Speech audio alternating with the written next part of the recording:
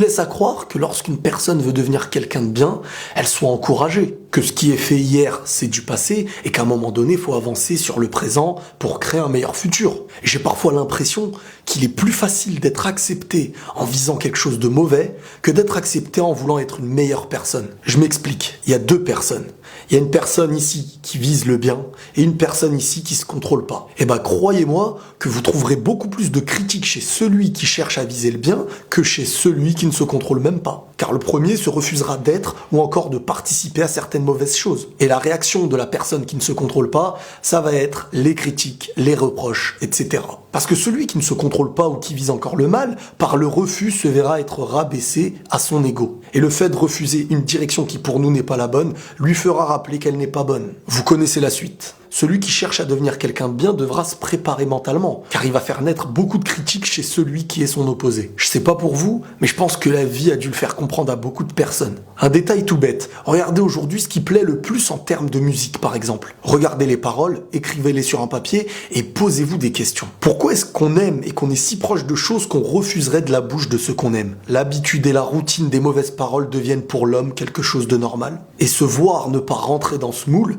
ça fera de toi quelqu'un d'anormal. Dans les écoles, par exemple, le terme faillot, intello, c'est dirigé envers qui? Envers celui qui se dirige vers le bien ou celui qui se dirige vers le mal? Et très souvent, qui à l'école est la personne qui critique d'intello ou de faillot? Celui qui travaille bien ou celui qui travaille mal? Mais même dans un lieu où la seule notice c'est de réussir, tu seras critiqué à viser la réussite. Critiquer à viser la réussite. Je pense que beaucoup de personnes se reconnaîtront dans cette phrase. On sait tous qu'on n'est pas parfait, et si on l'ignore, parfois faut le répéter pour pouvoir viser quelque chose de meilleur. Mais le problème, c'est que dès que tu essayeras d'avancer, beaucoup de personnes qui se voient reculer aujourd'hui voudront te mettre à leur niveau. Et en amour, c'est pareil malheureusement. Il faut pas se voiler la face, il suffit de regarder et de voir toutes les larmes qui ont pu couler chez ceux qui se sont mal dirigés. Beaucoup de personnes rêvent par les paroles de rencontrer quelqu'un de bien, mais par les actes, ils se dirigent vers quelqu'un de pas bien. On est aujourd'hui plus attiré par le mal que par le bien. Face au bien, on ferme les yeux et on les ouvre face au mal. On pleure que certaines femmes sont attirées par le matériel,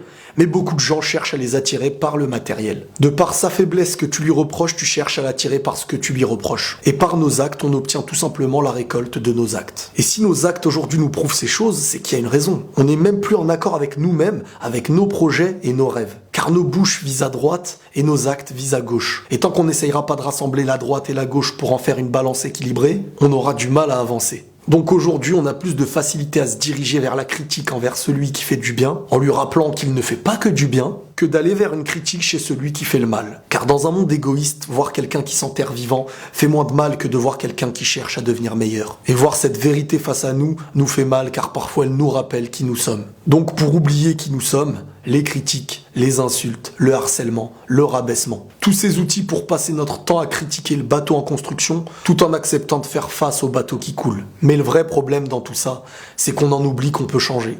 Qu'on en oublie que la remise en question peut faire naître quelqu'un de meilleur. On a tous les regrets d'hier qui nous empêchent de croire en l'espoir de demain. Mais parfois, il suffit de se rappeler qu'on peut créer un nouveau chemin. Il est jamais trop tard et chaque changement peut exister.